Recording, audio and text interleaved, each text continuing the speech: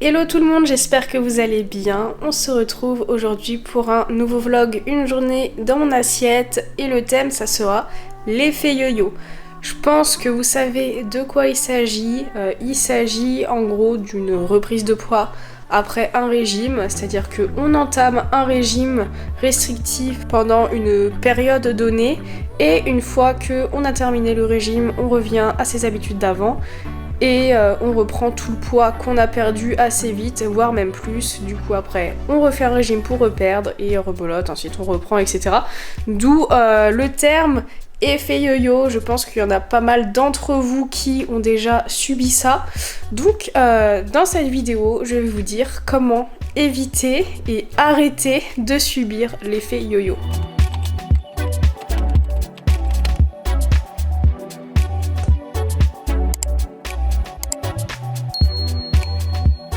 Donc dans un premier temps, je vais quand même prendre mon petit déj. On va faire une petite recette très simple et très sympa. Donc c'est parti. Ce matin, je vais me faire un porridge banane chocolat. Pour cela, j'écrase une banane dans un bol, mais j'en garde un peu pour le topping. J'ajoute des flocons d'avoine et de l'eau et je fais cuire 2 minutes 30 au micro-ondes. Une fois cuit, j'ajoute une demi-scoop de whey à la vanille et je mélange bien. En topping, j'utilise le reste de la banane et je dépose 2 carrés de chocolat au lait. Vu que le porridge est chaud, le chocolat fond dessus et c'est une tuerie.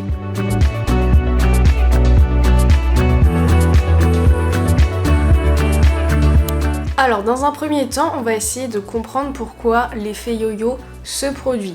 Il y a 2 principales raisons. La première, c'est la frustration suite à un régime. Lorsqu'on entame un régime restrictif, qu'on a des aliments qu'on n'a pas le droit de manger, que nos assiettes ne nous calent pas et qu'on pense H24 à la nourriture, on est ravis quand le régime se termine. Et ce qui se passe, c'est qu'on va se jeter sur la nourriture qui nous a manqué. On va reprendre nos mauvaises habitudes d'avant, voire même pire. Et forcément, ça constitue un apport calorique très élevé.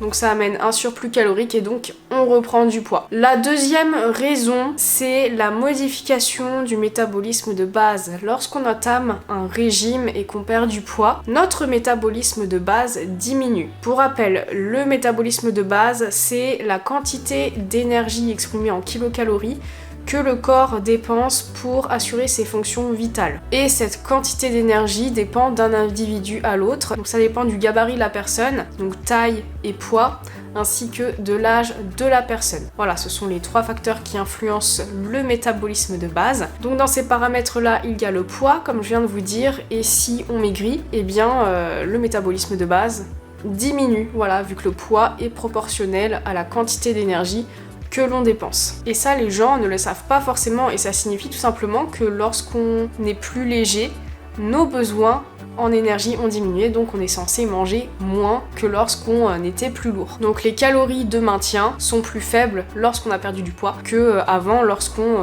avait du poids en plus. Et donc si on se remet à manger nos calories de maintien d'avant, on se retrouve en surplus calorique et du coup on reprend les kilos jusqu'à revenir au poids qu'on avait avant qui correspondait à cet apport calorique là. Donc voilà les 2 raisons qui nous font reprendre du poids après un régime, après une perte de poids, et si on n'est pas au courant, eh bien c'est voué à l'échec. Bon, je me suis changée pour faire ma séance haut du corps. Là, ça va être ma 2e séance haut du corps post-Covid. Je suis ultra courbaturée suite à ma séance jambes post-Covid. Là, je vous jure, j'ai l'impression que mes 2 quadriceps sont des énormes bleus tellement ça me fait mal. Donc voilà, niveau charge, je vais être moins performante normalement vu que la dernière séance haut du corps... j'avais pas de force. Et je suis super fatiguée, je pense que c'est la reprise du sport, les courbatures, la reprise de l'activité physique qui me fatigue. Vraiment le Covid, la semaine dernière, ça m'avait achevé. Enfin bon bref, c'est parti, j'adapte les charges de toute façon. Donc let's go.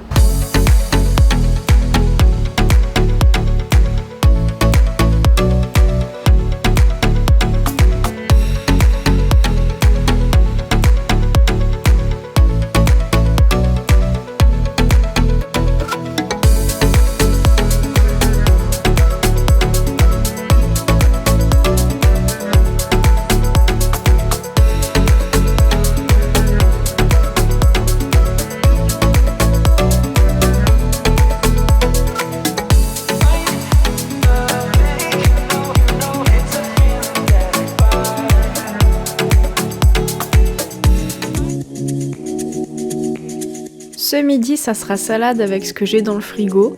Je me sers des jeunes pousses d'épinards, du riz, du jambon sec, de la feta, 2 œufs durs, une tomate jaune et de la vinaigrette. Ça nous fait une salade très riche en protéines et super bonne.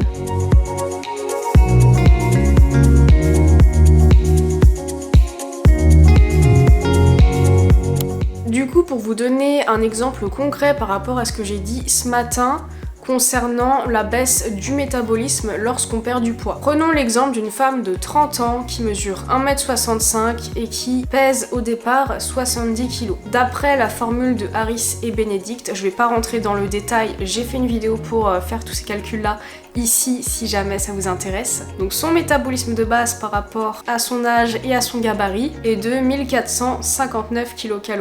Si cette femme est active, fait du sport plusieurs fois par semaine, etc., on multiplie ça par un coefficient qui correspond à l'activité physique et on obtient une dépense énergétique journalière de 2261 kcal. Donc cette femme, pour maintenir son poids, aura besoin de consommer 2261 kcal par jour. Imaginons, elle perd 10 kilos. Donc elle mesure toujours 1m65, mais elle pèse 60 kilos. Là, son métabolisme de base a diminué. Et vu que le métabolisme de base représente quand même minimum 60% de la dépense énergétique, du coup la dépense énergétique et donc ses besoins caloriques ont également diminué. Donc pour 60 kg, cette femme a un métabolisme de base à 1394 kcal et si elle conserve son activité physique d'avant, on obtient des besoins de 2160 kcal par jour. Donc là, on a déjà perdu 100 kcal en besoin. Donc c'est pas énorme, mais sur le long terme, ça peut quand même faire la différence. Par contre, si elle perd encore plus de poids, 10 kg de plus, donc si elle passe de 70 kg à 50 kg, donc si elle perd 20 kg en tout, elle obtient un métabolisme de base à 1297 kcal et si elle conserve son activité physique, ses besoins seront de 2010 calories. Donc là, on a perdu plus de 200 kcal par rapport au poids de départ. Donc ça peut représenter par exemple une collation dans la journée. Donc c'est pas rien. Mais lorsqu'on a un déficit calorique sur plusieurs semaines, on va observer des adaptations métaboliques, donc qui ne dépendent pas de ces calculs-là. Ces adaptations métaboliques vont avoir une influence sur la dépense énergétique, c'est-à-dire que le corps, vu qu'on lui apporte pas assez d'énergie, au bout d'un moment, il va, par mécanisme de survie, s'adapter à un apport calorique plus faible et faire des économies d'énergie. Donc on peut observer ça notamment sur le cycle menstruel. Il y en a qui ont un cycle menstruel perturbé à cause d'un déficit calorique et plus le déficit sera important, plus ce sera le cas. C'est pour ça que pour éviter les adaptations métaboliques négatives, on évite les déficits agressifs. Mais ce qu'on va observer surtout, c'est une adaptation de la dépense énergétique. En fait, sans s'en rendre compte, on va moins bouger, moins être actif pour dépenser moins d'énergie. C'est surtout comme ça en fait que ça se passe. Donc par exemple, sans vous en rendre compte, vous allez moins marcher dans la journée, vous allez mettre moins d'intensité dans vos séances de sport, vous allez faire beaucoup moins de mouvements dans la journée et ça peut se voir aussi par rapport à la façon dont vous parlez. Si vous aviez l'habitude de parler en faisant des gestes, etc., il y a des chances qu'au bout d'un moment, en déficit calorique, vous vous mettiez à parler comme ça de manière plus lente et de manière complètement statique pour économiser l'énergie. Et donc ça vous fait dépenser moins de calories. Donc en fait, cette femme-là, en perdant 20 kilos, donc déjà, ça veut dire qu'elle a un bon déficit calorique sur pas mal de temps, donc les adaptations métaboliques et les adaptations de la dépense énergétique ont le temps d'arriver sans qu'elle s'en rende compte, ça se cumule par rapport au métabolisme de base. C'est-à-dire que pour rappel, son métabolisme de base a baissé vu que son poids a baissé, mais en plus sa dépense énergétique va baisser également sans qu'elle s'en rende compte, parce qu'elle va faire moins de mouvements, parce qu'elle va être un petit peu plus léthargique sur la journée. Donc en fait, elle passe de 2260 kcal par jour en besoin. D'après les calculs théoriques, elle arrive à 2010 kcal, mais en fait, ça se trouve, elle dépense plus que 1800 ou 1900 kcal à cause de toutes les économies d'énergie que le corps a fait sur la journée sans qu'elle ne s'en rende compte. Donc voilà ce qui se passe quand on fait un régime hypocalorique drastique pendant un long moment. Vu qu'on perd du poids, notre métabolisme de base diminue et en plus on économise de l'énergie sans s'en rendre compte. Ce qui fait que quand on arrête le régime et qu'on reprend à manger comme avant, en fait on se retrouve en surplus calorique très rapidement et du coup on reprend le poids. Donc voilà, j'ai détaillé un peu ce que j'ai dit ce matin, j'espère que vous avez compris comment ça se passe du coup la baisse de la dépense énergétique à cause des régimes, mais pas seulement à cause des régimes en fait, à cause du déficit calorique en général. Et du coup en fin de vidéo je vous donnerai les solutions justement pour ne pas reprendre de poids malgré les adaptations métaboliques et les adaptations de la dépense énergétique qui se produisent. Pour le snack, j'écrase une banane dans un bol, j'ajoute des flocons d'avoine et de la pâte à tartiner pour la gourmandise.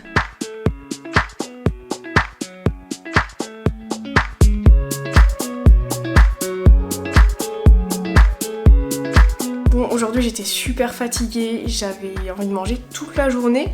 Je suis encore en mode post-Covid et j'ai des courbatures de partout, j'ai super faim, enfin bref. Et ce soir j'ai envie de pizza, donc j'ai commandé une pizza. Donc pizza comme d'habitude, Rennes, voilà, je prends toujours ça, valeur sûre, ma préférée quoi.